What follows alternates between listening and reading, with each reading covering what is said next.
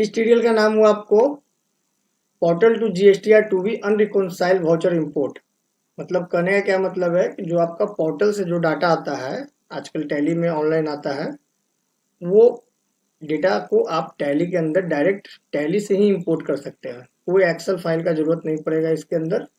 चलिए उस ट्यूटोरियल को हम लोग कैसे यूज करना है उसके बारे में हम लोग जानते हैं। सबसे पहले तो हम लोग एड ऑन से इसको यस कर लेंगे। यस करने के बाद आपको गेटवे टैली पे ये कॉन्फ़िगरेशन सेट कर लेना है। मतलब ये परचेज हो गया, यहाँ आपका जो भी लेजर्स है 3, 5, 12, 28 ये सारा का सारा राउंड अप चाहिए तो ठीक है, नहीं चाहिए तो नो कर लेंगे हम लोग। ये करने के बाद हम लोग जीएसटीआर रिपोर्ट में जाएंगे। जीएसटीआर टू ए रिकॉन्साइल के अंदर डेट हम लोग लगा लेंगे अपना।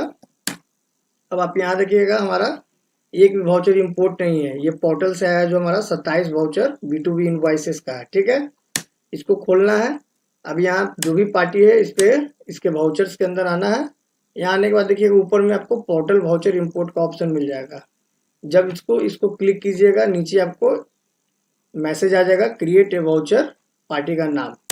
ये करने के बाद आप ध्यान से देखिएगा यहाँ नीचे में रिकॉन्साइल का मतलब ये आपका वाउचर जो 3 दिखा रहा था अब 2 हो गया। मतलब एक हमारा एंट्री हो चुका है, इसमें टैक्स का कोई भी एरर नहीं आएगा आपको। आप ध्यान से देख सकते हैं ये हो गया आपका प्रॉपर रिकॉन्साइल हो चुका वाउचर।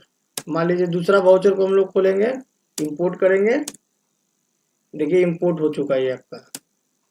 तीसरा भी करेंगे, ये आपका तीनों का तीनों वाउचर इंपोर्ट हो चुका है। अब आप यहाँ देखिएगा ये जो हमारा 3 वाउचर इंपोर्ट हो चुका है वो रिकॉन्साइल भी हो चुका है साथ में। इसी तरीके से मान लीजिए हम लोग दूसरे पार्टी का भी खोलेंगे।